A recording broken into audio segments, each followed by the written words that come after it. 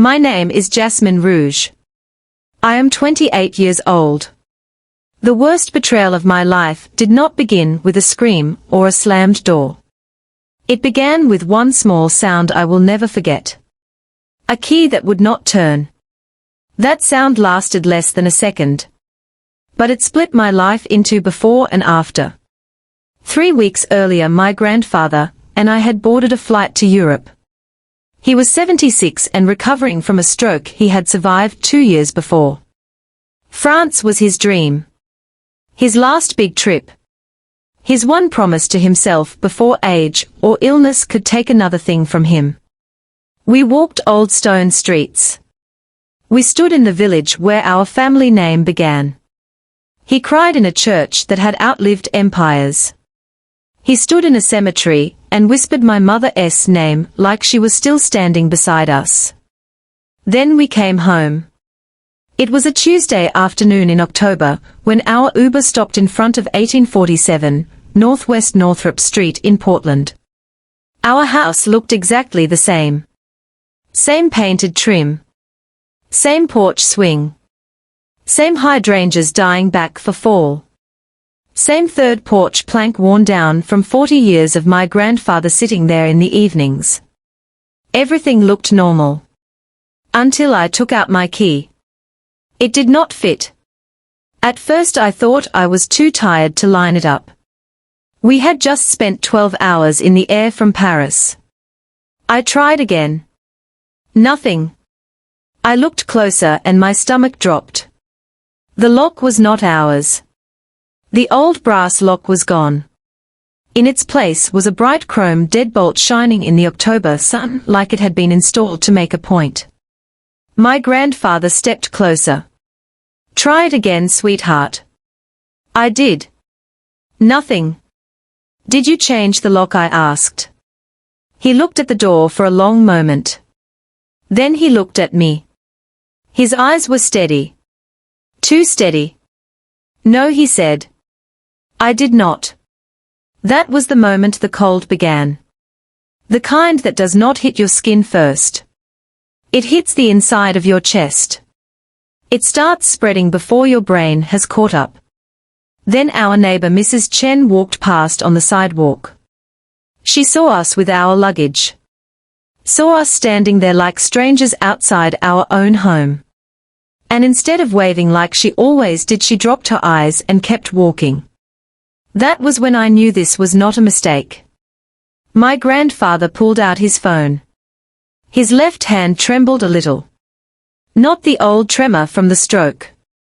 Something else. Something controlled. Something dangerous. He called my father. Not my biological father. My stepfather Jeremy Callahan.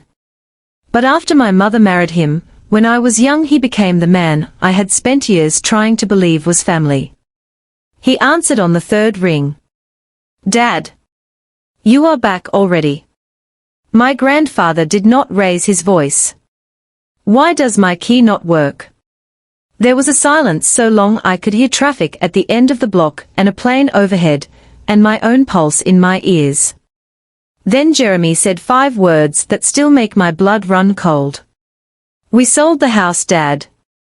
No apology. No warning. No shame. Just a sentence. Flat and casual like he was discussing a used car. I felt the sidewalk tilt under me. You sold my house, my grandfather asked.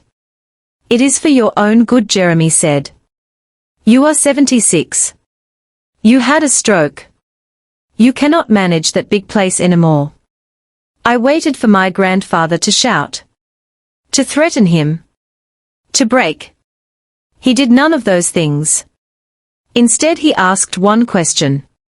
And where exactly did you think Jasmine and I would live? Jeremy gave a small sigh. Like we were being difficult. There are excellent assisted living facilities. My grandfather ended the call. Then he looked at the locked door. Looked at the porch. Looked at the suitcases on the sidewalk. And to my absolute shock he smiled. Not a broken smile. Not a sad one. A knowing smile. He sat down on the porch steps like he had been expecting this exact moment for a very long time. "Grandpa," I said. "What do we do? Do I call the police?" He looked up at me and said words that made even less sense than the lock on the door. "No. Call Dr. John Castellano. He is in my phone under JC Emergency. Tell him code Lazarus." I just stared at him. Code Lazarus. His smile widened a little. "It means your father just made the biggest mistake of his life." And I had no idea then that the man who had just locked us out believed he had won everything. The house. The money. The power. The ending. What he did not know was that my grandfather had spent the last 2 years preparing for betrayal. What he did not know was that a trust document was waiting. What he did not know was that one lawyer had been expecting this phone call. What he did not know was that greed has a price. And by the end of this story my father would learn exactly how expensive that price could be. I called Dr. John with shaking hands. He picked up on the second ring. "Jasmine," he said immediately. "Yes?" "Grandpa told me to call. He said code Lazarus." There was a pause. Not surprise. Recognition. Then Dr. John said, "I have been waiting for this call for 2 years. Do not go anywhere. Do not speak to your father again. Do not enter the property. I will be there in 20 minutes. The line went dead. I turned to my grandfather. "What is code Lazarus? What is going on? What have you done?" But he did not answer. He just sat there on the porch steps. Hands folded. Watching the street like a man waiting for a train he knew was coming. 18 minutes later a silver Mercedes pulled up to the curb. Dr. John Castellano stepped out wearing a dark suit and carrying a leather briefcase. He was 60 years old. Clean gray hair. Sharp eyes. The kind of man who seemed to make the air around him more organized just by standing in it. He took one look at us sitting on those steps with our luggage piled beside us, and whatever was left of softness left his face. He walked straight up to my grandfather. "Did he do it?" My grandfather nodded once. Dr. John exhaled slowly. "Then let us begin." He opened his briefcase inside the car and took out a red envelope sealed with wax. My grandfather's initials were pressed into the seal. I had never seen it before. 2 years ago Dr. John said your grandfather came to my office and gave me instructions. He told me that if anyone ever tried to sell the house while you were gone, or without your knowledge, Jasmine, I was to bring this envelope to you. No one else. He broke the seal. Inside were 3 things. A trust document. A letter of instructions. And a USB drive. My hands went cold all over again. He knew, I whispered. From the back seat my grandfather answered. Not exactly. I suspected. What do you mean suspected? He looked out the window as he spoke. I realized after the stroke that Jeremy did not see me as family anymore. He saw me as an account. A property. A number on a page. And men like that are patient until they are not. Dr. John handed me the first document. The Rougemont Family Revocable Living Trust. Created November 8, 2023. My eyes moved down the pages until he stopped me. Page 8, he said. I turned to it. All real property including 1847, Northwest Northrop Street is hereby transferred to the trust effective November 10, 2023. I looked up. The house was transferred to the trust 2 years ago. Correct, Dr. John said. Which means your father sold something he did not own. Then how did the sale happen? Because he used a power of attorney renewal that was forged. I remember blinking at him like the words themselves were not attaching to reality. Forged? Dr. John pulled out 2 more papers. The original power of attorney signed after my grandfather's stroke in March 2023.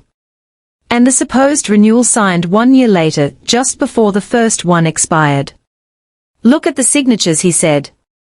Even to my untrained eyes it was obvious. The first was shaky and slanted left. Signed by a recovering stroke patient with an unsteady hand.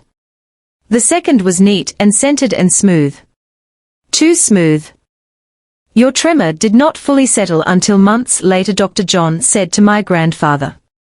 That is right, my grandfather said. Then Dr. John placed a third document between us. Forensic handwriting analysis. Dated 4 days before our return from Europe. He had already prepared it. He had already anticipated this. The signature on the renewal is a forgery, he said. Which means the sale is void. The title company is exposed. The buyer has been defrauded. The attorney who supported the transaction is exposed. And Jeremy has just committed fraud on a scale that will follow him for the rest of his life. I should have felt relief. Instead I felt something stranger. Fear. Because if my grandfather had been preparing for this, then how long had he known betrayal was possible? And if he knew that, then what else had he hidden from me? Before I tell you what was on that USB drive, or why my grandfather kept me in the dark, I need to take you back. Because this story did not start on that Tuesday. It started with my mother. Catherine Rouge Callahan died on January 15, 2020. Ovarian cancer. She was 52 years old. I was with her in the hospital when she died. My grandfather was there too. He held her hand until the very end. The room was quiet except for the machines and the low voices in the hall, and one nurse stepping in at 3:17 in the morning to confirm what we already knew. Jeremy was not there. He had left hours earlier saying he needed air. Saying he would come back in the morning. He did not. That was the first crack. I did not call it betrayal then. Grief makes you generous to people who do not deserve it. You explain away what should be remembered. You tell yourself they are hurting too. You tell yourself maybe this was just how he coped. My grandfather and I arranged the funeral ourselves. Jeremy handled appearances.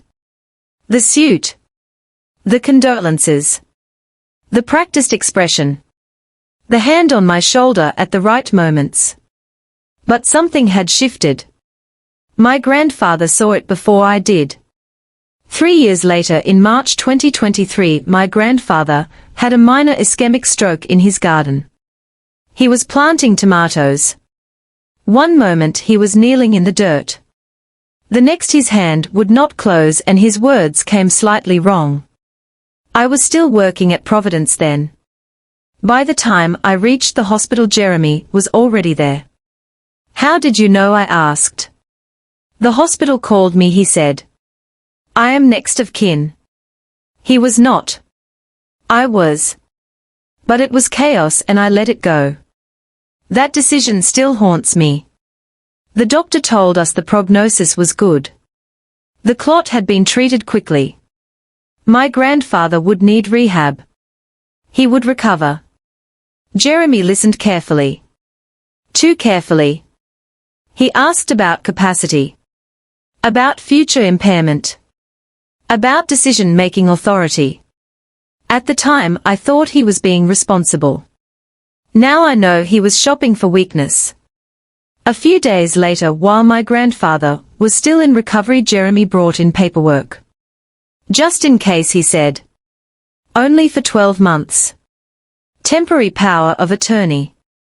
If anything happens again, I can handle legal and financial matters for you. My grandfather was tired. Vulnerable. Still trusting. He signed. I watched it happen. I said nothing.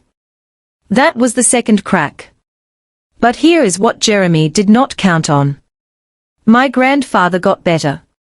By June his neurologist documented full cognitive recovery. His scores were strong. His memory was solid. By July he was gardening again. By August he was driving. And by September I moved into the second bedroom. Not because he was helpless. Because after my mother died, we were all each other had left. I paid rent. I worked part-time. We made a life out of grief and routine. Sunday pastries. Tuesday Jeopardy. Friday dinners. He told stories about my mother when she was young. The kind of stories that keep a person alive after they are gone. The time she snuck home with a stray cat in her school sweater. The time she stood up to a teacher twice her size. The time she told him kindness means nothing if it is afraid of the truth. Jeremy hated that I moved in. He called me 3 days later. This is inappropriate. I asked what was. You living with him? You are positioning yourself. For what? For the inheritance. His wife Linda was on the line too. Her voice came in sharp and sweet like broken glass. We know what you are doing, Jasmine. I hung up. Later that night my grandfather found me in the kitchen. Do not let them make you feel dirty for loving me, he said. That is how greedy people work. They try to make devotion look suspicious. I remember that sentence now more than almost any other. Because it was not advice. It was a warning. That November my grandfather disappeared for 3 hours. No note. No explanation. I called him 6 times. When he came home, he was carrying a sealed manila envelope. Where were you? I asked. Handling paperwork, he said. What paperwork? Nothing for you to worry about, sweetheart. Then he opened the safe in his bedroom and placed the envelope inside. That was the night he created the trust. I did not know it then. I only know now that while I was still trying to believe our family could heal, my grandfather had already accepted a harder truth. Sometimes healing does not begin with trust. Sometimes it begins with protection. For the next 2 years life looked normal from the outside. Quiet even. That is what makes betrayal so dangerous. It does not always rush at you. Sometimes it sits politely at the table and waits for the perfect opening. Jeremy called once a month. Always the same questions. Have you updated your will? Have you considered assisted living? How much upkeep is the house costing? Have you thought about downsizing? Each call ended the same way. My grandfather would hang up and give me this small, unreadable smile. Not smug. Not happy. Just patient. It unsettled me. Now I know why. In spring of 2025 he told me he wanted to go to France. Before I cannot, he said. So we planned it. Paris. Bordeaux. Rougemont. 3 weeks. He told Jeremy we would be gone. Jeremy did not like the idea. What if something happens, he asked. Then it happens, my grandfather said. And that was that. The trip was beautiful in a way that hurts to remember now. Because when you are happy you never know when life is quietly loading the next weapon. We found the church where our ancestors had been baptized. We stood in a graveyard older than America. We sat in a little village cafe, where my grandfather held a glass of wine up to the light, and said, your mother should have been here. I told him she was. When we boarded the flight home, he seemed lighter than he had in years. Then we landed in Portland. Then my key would not turn. Then everything began. Back in Dr. John's car he plugged in the USB drive. 18 files appeared on the screen. Audio recordings. I looked at my grandfather. What is this? Insurance, he said. Oregon is a two-party consent state, Dr. John explained. So before every important call your grandfather asked permission to record. Jeremy agreed every time. Probably because he never imagined he would be the one trapped by his own voice. He clicked the first file. My grandfather's voice filled the car. Jeremy, I am recording this for my records. Is that okay? Jeremy answered with careless irritation. Whatever, Dad. Then came the real conversation. When are you updating your will? I have already handled everything. Are you leaving the house to Jasmine? I said I handled it. Then a long silence. Then Jeremy in a colder voice. Fine. But do not say I did not warn you when she drains your accounts. The file ended. Dr. John played another. And another. In one, Jeremy worried about the house value. In another, he asked if my grandfather had reviewed his estate plan. Then came the file that made me feel physically sick. Jeremy was talking to Linda in the background. He did not know the line was still recording. Once the old man is gone, we will have at least 2 million. Linda asked, what about Jasmine? Jeremy laughed. She is not blood. She gets nothing. I felt like all the oxygen had been pulled from the car. How many are there? I whispered. 18, Dr. John said. More than 6 hours total. All dated. All admissible. My grandfather did not look at me. He kept staring ahead. I wanted to ask him why he never told me.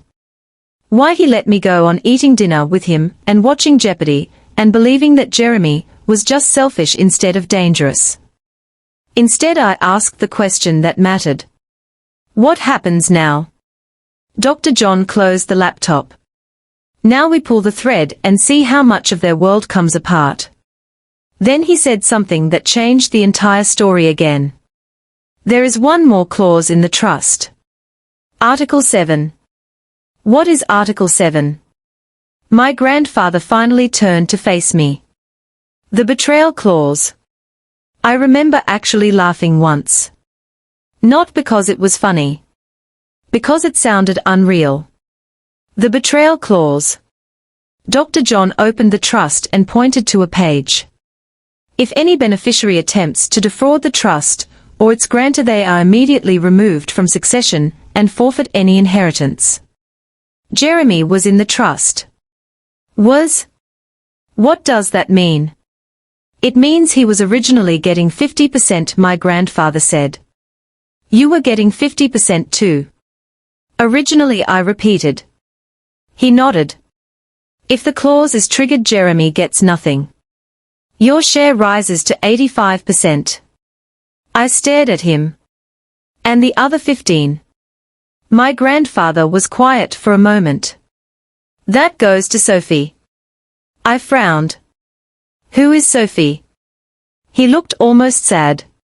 Your half-sister. It felt like the story tipped again. Another hidden room inside the same collapsing house. Jeremy had a daughter from his first marriage. Younger than me.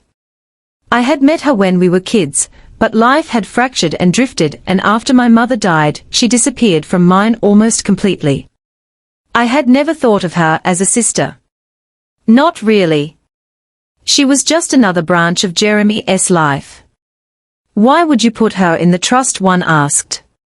Because she is not him, my grandfather said. She is scared of him.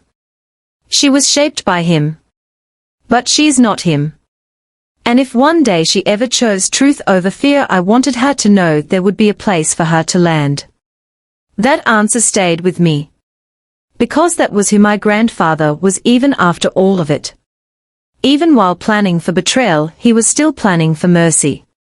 But mercy was not where we were headed next. Next we went to the title company. Cascade Title and Escrow sat in a glass tower downtown. Everything about it felt sterile and expensive and falsely calm. The escrow officer Tanya looked nervous the second Dr. John introduced himself. We need the file for 1847, Northwest Northrop Street, he said. She tried polite resistance first. Procedure. Privacy. Review requests. Dr. John did not blink. Miss Santos, I am not here to discuss your procedure. I am here because your office just participated in a fraudulent sale involving forged authority over trust property. So you can hand me the file now, or hand it over later under subpoena. But either way you are handing me the file. She handed it over. Inside were exactly the kinds of things you pray not to find when your worst suspicion is already true. A photocopy of the renewal power of attorney. Not the original. A supporting affidavit from Jeremy S. attorney. Notes showing the sale had been rushed to close in 14 days. 14. Who requested the rush? Dr. John asked. Tanya swallowed. The seller. Meaning Jeremy. Meaning he was trying to finish everything before we got home. Meaning this was not opportunistic greed. This was planned. I stood there staring at the file while every memory from the last 2 years began rearranging itself in my head. Every monthly phone call. Every question about wills and care homes and house value. Every false concern. Every smile Jeremy wore around my grandfather. He had been circling for years. And suddenly I wondered if the trip to France had not merely given him an opportunity. Maybe it had given him what he thought was perfect cover. Maybe he was counting on us coming home too late. Maybe he thought that once the money moved and the locks changed and the paperwork settled there would be nothing we could do. He almost got away with it. Almost. From the title company we went to meet the buyer. Beverly Winters. A Portland developer with a reputation for hard deals and a spotless name. We met her at a coffee shop downtown. She was in her late 50s. Tailored blazer. Reading glasses on a chain. The kind of woman who looked like she had seen every version of dishonesty money could produce. Dr. John handed her the trust documents. She read in silence. Then the forensic report. Still silence. Then she set both down very carefully and looked at me. You did not know? No? We landed from France and found the locks changed. She looked away for a second. Somewhere else. Somewhere older. Then she told us her father had lost his farm in a forged deed scam in the 1980s. He never recovered from it. Died believing he had failed the family. When she looked back at us there was steel in her face. If this property was stolen from you I want out. Immediately. You would walk away from $1 million deal I asked. I would walk away from 10 million she said. My name matters more than profit. That was the first time all day I felt something warm crack through the cold. Not hope exactly. Proof. Proof that greed had not infected everyone. Beverly called her attorney in front of us. She moved fast. Faster than Jeremy had counted on. Faster than the title company wanted. Faster than the lie could contain itself. Then Dr. John made one more call. To Nathan Aldridge. Jeremy S. attorney. The man who had supported the paperwork. Nathan answered with polished confidence. What can I do for you, John? You can explain why you notarized support for a forged power of attorney. A long silence. Then Nathan tried distance. I did not know. Jeremy was my client. I trusted him. Dr. John's voice turned to ice. You trusted the wrong person. And now your name is attached to elder fraud and forged authority over trust property. So here is what happens next. You either tell the truth under oath, or spend the next year explaining yourself to the state bar and your malpractice carrier. Another silence. Then Nathan asked the only question men ask when they realize the game is over. What do you want? The truth, Dr. John said. For once. When he hung up, he looked at me and my grandfather. Nathan will cooperate. Men like him do not sacrifice their licenses for clients like Jeremy. I thought maybe the worst part was over. I was wrong. Because the legal side was only beginning. And family betrayal always gets uglier when the liar realizes he is cornered. The confrontation happened on November 1st. Nathan's conference room. 10th floor. Long polished table. River view. Everything expensive and impersonal. Jeremy walked in first. Confident. Relaxed. Rolex on his wrist. That same easy smile he used whenever he thought charm could outrun consequences. Linda came behind him holding a designer bag I knew cost more than 1 month of my rent. Jeremy looked at us and frowned slightly. What is this? My grandfather answered. A reckoning. I will never forget the way Jeremy's face changed over the next 30 minutes. It happened in stages. First confusion. Then annoyance. Then indignation. Then fear. Then something uglier than fear. Exposure. Dr. John laid out the trust. Jeremy said it was ridiculous. Dr. John laid out the expired power of attorney. Jeremy said he had authority. Dr. John slid over the forensic report. Jeremy said he never forged anything. Then Dr. John opened the laptop and played the recording. Once the old man is gone, we will have at least 2 million. Linda's voice came next. What about Jasmine? Jeremy laughed. She is not blood. She gets nothing. It was like watching a room lose air. Linda stood up so fast her chair hit the wall. You told me he agreed, she whispered. You said it was his idea. Jeremy snapped at her to sit down. She did not. He turned on me next. This is her doing. She poisoned you against me, Dad. My grandfather finally leaned forward. No one poisoned me. I watched you. That sentence landed harder than any yell could have. Then Dr. John revealed what Jeremy never expected us to know. His debts. Credit cards. Personal loans. Car payments. Spending far beyond income. A life built on appearance and holes. More than $300,000 of pressure sitting behind every fake smile, and every phone call asking about wills and care homes. Linda looked like she had been slapped. You told me we were fine. Jeremy said nothing. That silence told me more than any confession could. Then Dr. John gave him a choice. Return the money. Sign an affidavit. Renounce any claim against the trust. Cooperate, and we do not pursue criminal charges immediately. Or refuse. And watch this become criminal fraud by morning. Jeremy did what desperate people do when reality finally catches them. He bluffed. I spent the money. Even Dr. John paused at that. How much? Linda asked. The answer came out slowly and it destroyed the room. More than half. Down payment on a new house. Cars. Debt payoff. Lifestyle.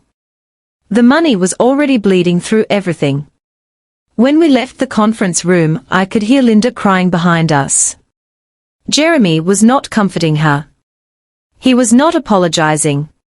He was not even defending himself anymore. He was silent. That was the first moment I realized something important. People like Jeremy do not break when they are caught. They break when they understand there is no one left to perform for. The next weeks became a blur of filings, hearings, affidavits, and strategy. Dr. John moved fast. Emergency motion to void the sale. Injunction to freeze the property. Notice to the district attorney. Beverly joined our side. The title company panicked. The buyer wanted out. The paper trail tightened. Jeremy hired a new attorney. Margaret Voss. Scorched earth reputation. Expensive. Ruthless. Her strategy was obvious from the start. If she could not defend Jeremy's actions, she would attack my grandfather's capacity and my motives. They claimed the trust was invalid. They claimed my grandfather lacked legal capacity when he created it. They claimed I manipulated him. They suggested undue influence. Isolation. Dependency. I should not have been surprised. When greedy people lose control, they reach for the oldest weapon available. Smear the woman closest to the victim. It worked for a while. Not legally. Emotionally. Suddenly our private grief and private routines and private acts of care were being reframed in court language as suspicious patterns. Me making dinner. Me moving in. Me driving him to appointments. Me helping with paperwork. Everything loving was translated into something predatory. It made me sick. And worse than that, it made me angry at my grandfather in ways I hated. Because if he had told me about the trust, maybe we could have prevented some of this. Maybe I would not be standing in a courtroom being painted as a vulture by the very people who had actually tried to strip him bare. But he had kept me innocent on purpose. And the truth is, he was right. My outrage was real because I truly did not know. No performance. No calculation. No rehearsed story. He had protected the case by keeping me outside it. I understood that. I still did not know if I forgave it. The first hearing was brutal. Judge Patricia Brennan presiding. Sharp. Former prosecutor.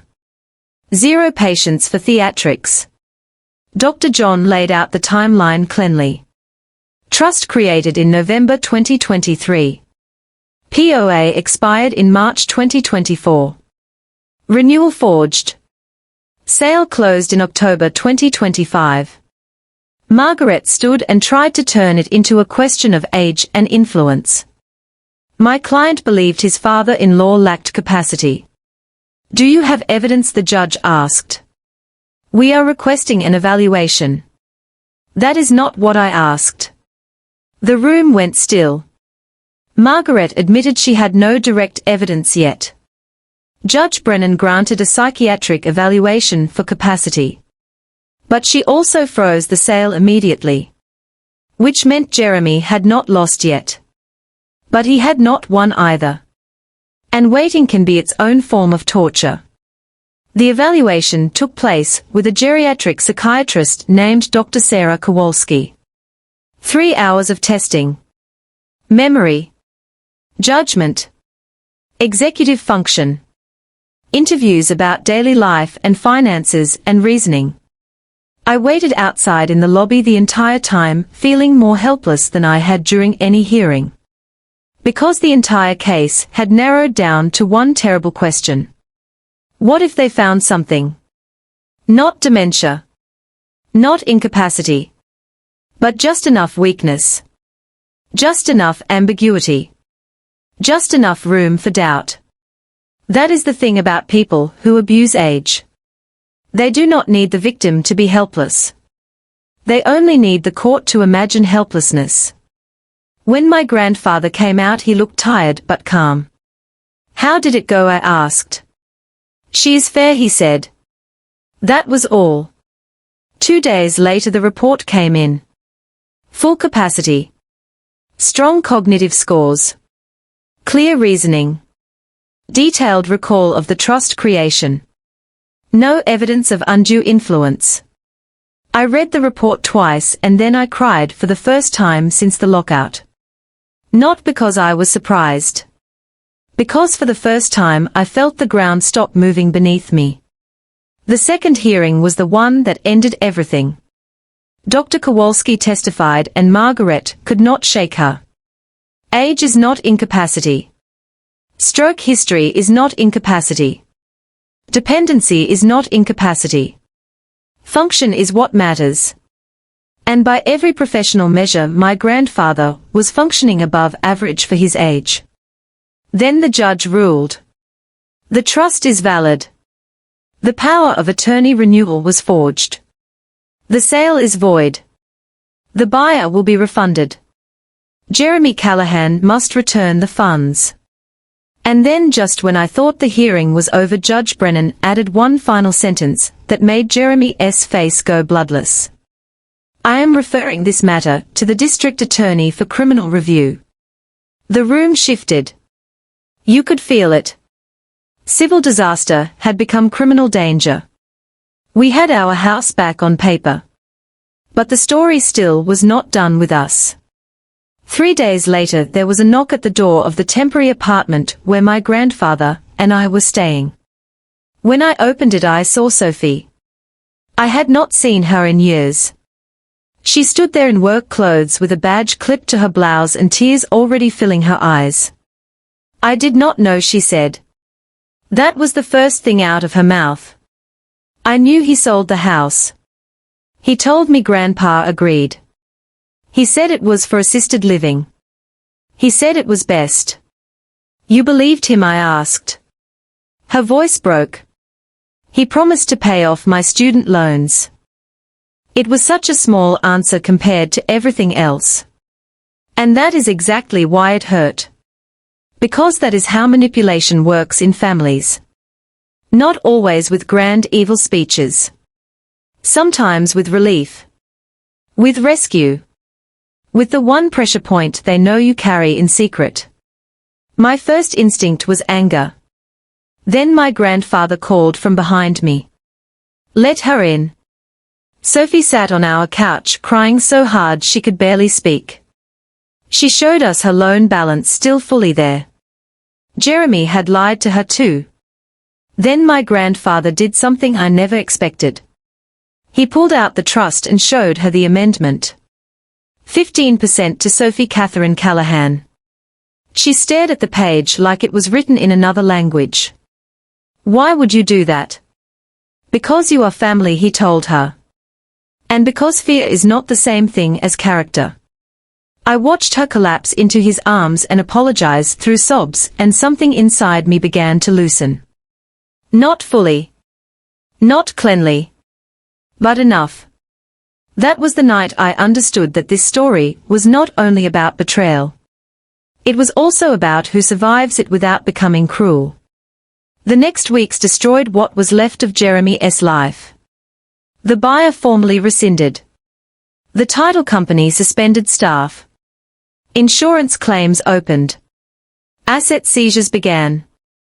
The court attached his cars, his accounts, and part of the house he had bought with stolen money. Even then it was not enough. Then the arrest came. I was at work when Dr. John called and told me to turn on the news. Jeremy was being led out of his office in handcuffs. First-degree forgery. First-degree theft. Criminal mistreatment. The footage was almost unbearable to watch, not because I felt sorry for him, but because there is something surreal about seeing a person who once sat at your dinner table suddenly reduced to a public cautionary tale. Then the story spread. Local news. The Oregonian. Comment sections. Social media. People called him a monster. People called my grandfather brilliant. People called me strong. None of those labels felt real to me. Real was the way my grandfather sat silently on the edge of the bed that night after the story aired. Not triumphant. Not vindicated. Just older. Because even when justice comes, it does not return the version of family you lost. It only proves you lost it for a reason. Jeremy took a plea before trial. He had no choice. The evidence was too strong. The recordings too clear. The forged signature too obvious. He pleaded guilty. Restitution. Fines. Probation. Community service in elder care. Counseling. Public humiliation. Career loss.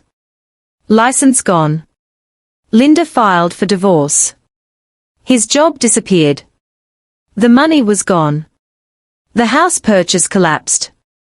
And still none of it felt like enough. Because none of it gave my mother back. None of it erased the image of my grandfather sitting on his own porch steps with a suitcase beside him. None of it could undo the fact that someone we called family looked at an old man who trusted him and saw an opportunity. Eventually we moved back into the house.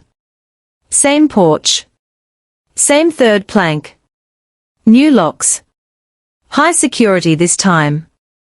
Sophie started coming every Sunday morning with croissants from the bakery my grandfather loved. Slowly, awkwardly, carefully, we built something that did not exist before. Not the old family. That was gone. Something new. Something honest. I went back to work and later joined an elder abuse response team. I started speaking about red flags and power of attorney abuse. About documentation. About trust structures. About how exploitation rarely begins with theft. It begins with access. It begins with small permissions. It begins with the wrong person learning how much silence a family can tolerate. And through all of it my grandfather stayed, who he had always been. Sharp. Funny. Stubborn. Kind in ways that still amazed me. Then one Sunday, almost a year later, Jeremy came back. He looked older. Thinner. Stripped down to the bones of himself. He stood at the door and asked if Dad was home. I wanted to shut the door in his face. My grandfather told me to let him in. Jeremy sat on the couch and said he did not expect forgiveness. Said he had been sober for a year. Said he was working. Paying restitution. Trying to become someone other than the man who betrayed us. The room held its breath. Then my grandfather told him the truth. You will never inherit from me. That is over. But if you do the work for 5 years, then maybe we can try to become something other than what we have been. I was stunned. Not because my grandfather offered him a path. Because he offered him a path without surrendering justice. That is a rare kind of strength. People think strength means hardening. Closing. Punishing forever. My grandfather taught me something different. Strength is knowing exactly what someone did to you and refusing to lie about it. But it is also refusing to let their worst act decide what kind of person you will be next. He left the inheritance closed to Jeremy forever. He opened the smallest possible door to redemption. That was his line. Not mine. Maybe one day I will understand it as deeply as he does. Now my grandfather is 78. His health is good. His mind is sharp. The trust is ironclad. Sophie is building her career. I still work in care. The Elder Abuse Prevention Fund named for my mother is now helping protect families who do not know yet how close danger may be.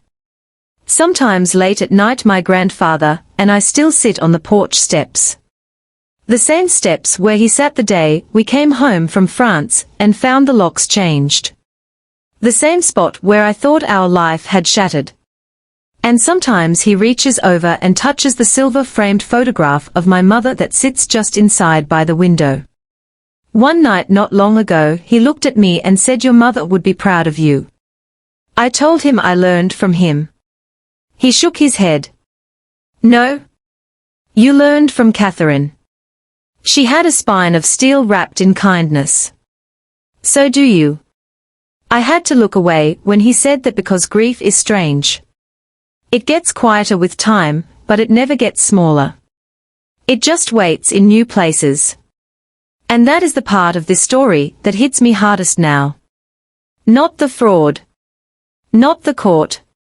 Not the arrest. It is this. My grandfather knew he might be betrayed. And while preparing for that possibility, he was also preparing to protect me. That trust was not just a legal shield. It was an act of love. He knew there might come a day when someone would try to take the house. The money. The safety. The ground under my feet. So he moved first. He planned ahead. He kept records. He built a wall around the people he loved. And when the moment came and the key would not turn and the door would not open and the lie was already in motion, he did not panic. He made one phone call. Because real legacy is not about leaving behind wealth. It is about leaving behind protection. It is about making sure the people you love are not forced to learn every lesson the hard way. It is about seeing danger clearly and still choosing wisdom over denial. If you are listening to this and you have aging parents or grandparents, please do not wait. Talk to them. Help them document everything. Help them review powers of attorney. Help them create trusts. Help them protect themselves before the wrong person decides their love is weakness. Because 1 in 10 seniors will face financial abuse. Most will never report it. Most of them will be harmed by someone they know. Someone trusted. Someone welcomed into the house. And if this story did anything for you, I hope it does not just shock you. I hope it moves you. I hope it warns you. I hope it pushes you to protect someone before the damage begins. And if you stayed with me all the way to the end, then you already know this was never just a story about money. It was a story about my mother. About my grandfather. About what family is supposed to be. About what happens when greed tries to wear the face of love. And about the people who refuse to let it win. So if this hit you in the chest the way it hit me while living it, I need you to do 3 things right now. Like this video so more people see it. Subscribe because these stories matter, and I promise you there are more coming that people need to hear. And in the comments tell me this one thing. What would you have done if you came home and found the locks changed on someone you love? I read the comments. I want to hear your story. And if you know someone caring for an older parent or grandparent, send this to them tonight. Do not wait. This is Jasmine Rouge. And sometimes justice is not loud. Sometimes it is just one calm old man sitting on a porch step with a suitcase at his feet, already prepared for the worst and still strong enough to protect the people he loves.